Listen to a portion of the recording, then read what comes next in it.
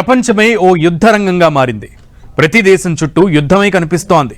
ఎక్కడో జరిగే ఓ పరిణామం మహాయుద్ధంగా మారడానికి, ప్రపంచాన్ని చుట్టేయడానికి పెద్ద టైం పట్టకపోవచ్చు. ఇలాంటి పరిస్థితుల్లో రక్షణ రంగాన్ని బలోపేతం చేయడంపై కేంద్రం ఫోకస్ పెట్టింది. కుట్రలు చేస్తున్న పాక్ ఓవైపు, కుళ్ళు చూపిస్తున్న పాక్ మరోవైపు. దాయాది దేశాలకు నిద్రలేని రాత్రులు మిగిల్చే స్థాయికి ఇండియన్ డిఫెన్స్ ఎదుగుతోంది. ఇక శత్రు దేశాలకు చుక్కలేనా? Indian defence బలమేంటి?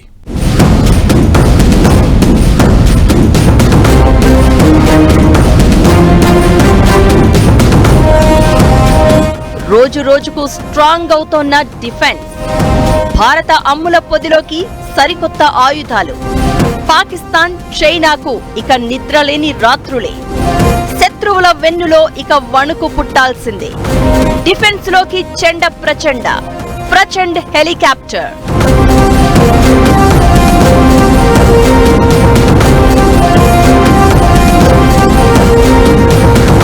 శాంతి కావాలంటే ఆయుధం పట్టాల్సిందే, శత్రువును భయపెట్టాల్సిందే. ఇలానే తయారయ్యాయి ప్రపంచ పరిణామాలు. రష్యా యుక్రెయిన్ యుద్ధం ఓవైపు, ఇరాన్ ఇజ్రాయెల్ ఉద్రిక్తతలు మరోవైపు, నక్కల్లా తొంగి చూస్తున్న పాక్, చైనాలు ఇంకోవైపు. ఎప్పుడు ఏం జరుగుతుందో తెలియని పరిస్థితి. ఏం జరిగినా, ప్రమాదం ఎక్కడి నుంచి దూసుకొచ్చినా అప్రమత్తంగా ఉండేలా భారత్ అలర్ట్ అవుతోంది. రక్షణ రంగాన్ని బలోపేతం చేస్తోంది. త్రివిధ దళాలను సూపర్ స్ట్రాంగ్ చేస్తోంది. దీనిలో భాగంగా రక్షణ రంగం అమ్ముల పొదిలోకి సరికొత్త అస్త్రాలు వచ్చి చేరుతున్నాయి. Make in India, made for India అనే ట్యాగ్ తో రెడీ అవుతున్నాయి. శత్రువు వెన్నులో వణుకు పుట్టించడం ఖాయంగా కనిపిస్తోంది.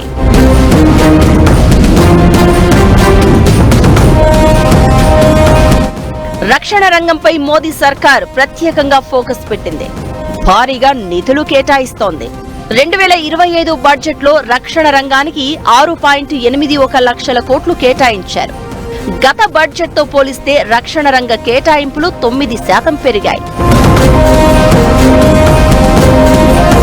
రక్షణ వ్యయం భారీగా పెంచిన మోదీ సర్కార్ సరికొత్త రికార్డు క్రియేట్ చేస్తోంది. 2023లో అత్యధికంగా సైనిక వ్యయం చేస్తున్న టాప్ 10 దేశాలలో భారతదేశం 4వ స్థానంలో ఉంది.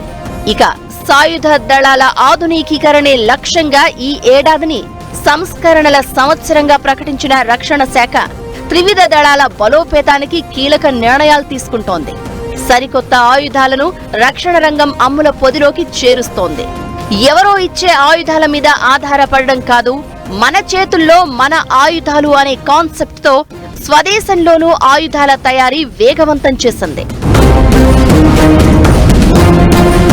చైనా, పాకిస్తాన్ లాంటి పొరుగు దేశాలను ఎదుర్కోవడానికి భారత్ మరో కీలక అడుగు వేయబోతోంది. హిందుస్థాన్ ఏరోనాటిక్స్ లిమిటెడ్ నుంచి భారత సైన్యం వైమానిక దళం కోసం 156 తేలికపాటి ప్రచండ్ యుద్ధ హెలికాప్టర్ల కొనుగోలు ఒప్పందానికి ఆమోదముద్ర వేసింది.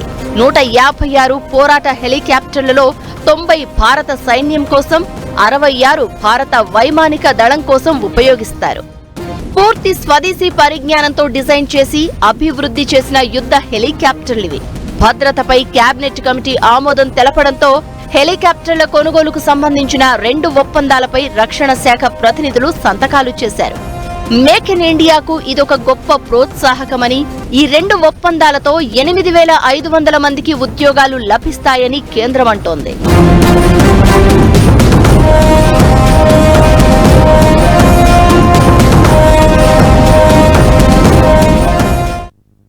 డిఫెన్స్ మీద ఇండియా స్పెండ్ చేస్తోంది.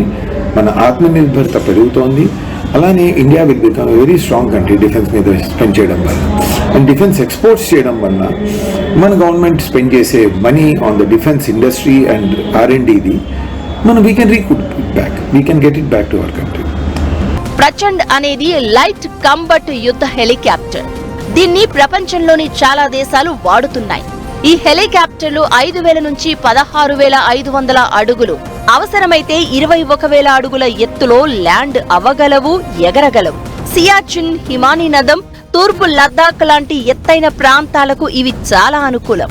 ఈ హెలికాప్టర్లు ఆకాశం నుంచి భూమికి, ఆకాశం నుండి ఆకాశానికి క్షిపణులను పేల్చగలవు. దీని నుంచి ఏ యుద్ధ విమానాన్ని అయినా ధ్వంసం చేయవచ్చు. బార్డర్లో తోక జాడిస్తున్న పాక్ చైనాకు చెక్ పెట్టడంలో ఈ హెలికాప్టర్లు కీలకం కాబోతున్నాయి. కార్గిల్ యుద్ధ పరిణామాలు మిగిల్చిన అనుభవాలతో ప్రచండ్ హెలికాప్టర్ కొనుగోలుకు కేంద్రం గ్రీన్ సిగ్నల్ ఇచ్చింది. అత్యధిక ఎత్తులో శత్రువులను గుర్తించడంలో భారత సైన్యం ఇబ్బందులు పడుతోంది. MI-25, MI-35 హెలికాప్టర్లు ఉన్నా ఆ ఎత్తులో వాటితో పెద్దగా ఉపయోగం ఉండదు. అయితే ఇప్పుడు ప్రచండ్తో ఆ సమస్య తీరనుంది. రక్షణ రంగంలో ప్రచండ్ ఓ గేమ్ చేంజర్ గా నిలవబోతోంది.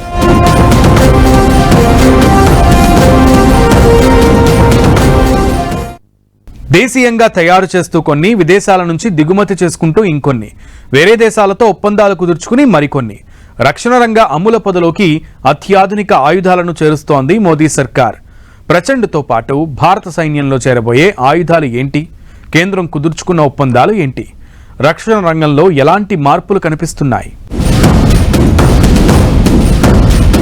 DAC అంటే రక్షణ కొనుగోళ్ల మండలి 54,000 కోట్ల విలువైన సైనిక ఆధునికీకరణ ప్రాజెక్టులకు ఆమోదం తెలిపింది. ఇందులో T-90 ట్యాంకుల ఆధునికీకరణతో పాటు గగనతల ముందస్తు హెచ్చరికల వ్యవస్థల కొనుగోళ్లకు సంబంధించిన ప్రతిపాదనలు ఉన్నాయి. మరోవైపు ప్రధాని మోదీ నేతృత్వంలోని భద్రతా వ్యవహారాల కేబినెట్ కమిటీ కూడా కీలక నిర్ణయం తీసుకుంది. దేశీయంగా అభివృద్ధి చేసిన అటాగ్స్ అంటే advanced toned artillery gun system అనే శతఘ్నులను సైన్యంలోకి తీసుకోవాలని నిర్ణయించింది. దీనికోసం 7,000 కోట్ల విలువైన భారీ ఒప్పందానికి ఆమోదం తెలిపింది. మొత్తం 307 శతఘ్నులను సైన్యం కోసం కేంద్రం కొనుగోలు చేయనుంది. దీంతో పాటు 327 గన్ టోయింగ్ వాహనాలకు ఆర్డర్ ఇవ్వనుంది. అటాక్స్ దేశీయంగా అభివృద్ధి చేసిన 150 mm శతఘ్ని వ్యవస్థ. ఇందులో 52 క్యాలిబర్ బ్యారెల్ ఉంటుంది.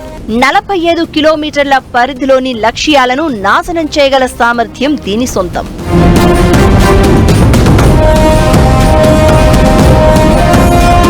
$54,000 కోట్ల విలువైన సైనిక ఆధునికీకరణ ప్రాజెక్టులో భాగంగా వాయుసేనకు గగనతల ముందస్తు హెచ్చరికల వ్యవస్థలను కొనుగోలు చేయాలని DAC నిర్ణయించింది. వీటితో ఎయిర్ ఫోర్స్ సామర్థ్యం మరింత పెరగనుంది. T-90 యుద్ధ ట్యాంకుల ఇంజన్ల ఆధునికీకరణకు DAC ఆమోదముద్ర వేసింది. ప్రస్తుత 1000 HP ఇంజన్ల స్థానంలో ఈ ట్యాంకులకు 1350 HP ఇంజన్లను అమర్చనున్నారు. దీంతో యుద్ధ క్షేత్రంలో వీటి కదలికలు స్పీడప్ అవుతాయి. ఇక ఇండియన్ నేవీ ప్రతిపాదించిన వరుణాస్త్ర టోర్పిడోలకు కూడా DAC పచ్చజెండా ఊపింది. శత్రు జలాంతర్గాములను పేల్చివేయడానికి వీటిని ఉపయోగిస్తారు.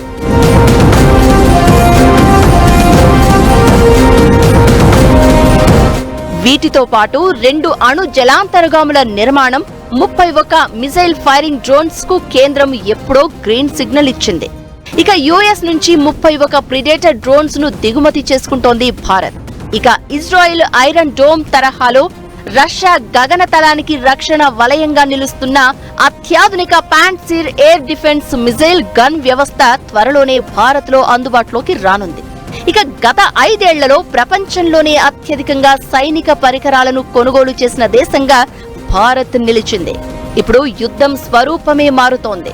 సమాచార యుద్ధం, AI యుద్ధంతో పాటు పరోక్ష యుద్ధాలు, ఎలక్ట్రోమాగ్నెటిక్ వార్, రోదసి యుద్ధం, సైబర్ దాడులు, ఇలా సాంప్రదాయేతర పద్ధతుల్లో యుద్ధాలు చేయాల్సిన పరిస్థితి. దీంతో అన్నింటికీ రెడీగా ఉండేలా రక్షణ రంగాన్ని సూపర్ స్ట్రాంగ్ చేస్తోంది భారత్.